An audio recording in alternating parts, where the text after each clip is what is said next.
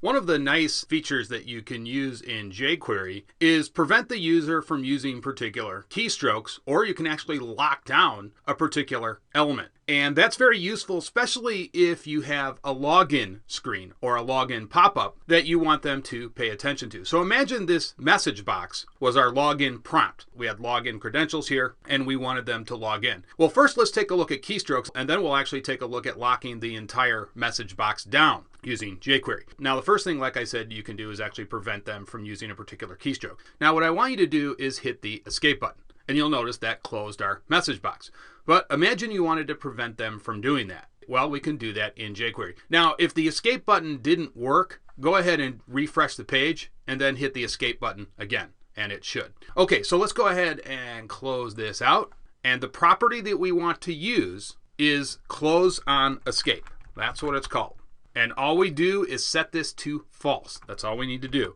And then that will prevent the user from using the escape button. Now you might ask, well, what's the point of that? Well, maybe you want to make it more difficult for them to close that message box. So that's what this basically accomplishes. So let's go ahead and save this. Let's open up our page again in Chrome. Now let's go ahead and hit the escape button, and it's not working now. I'm actually blocked from using that.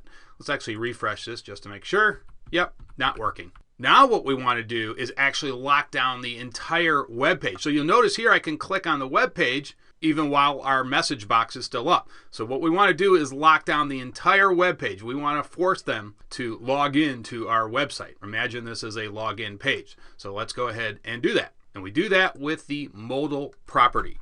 And this is a really useful property to use in jQuery. And this one we actually go ahead and set to true. So let's go ahead and see what we get here.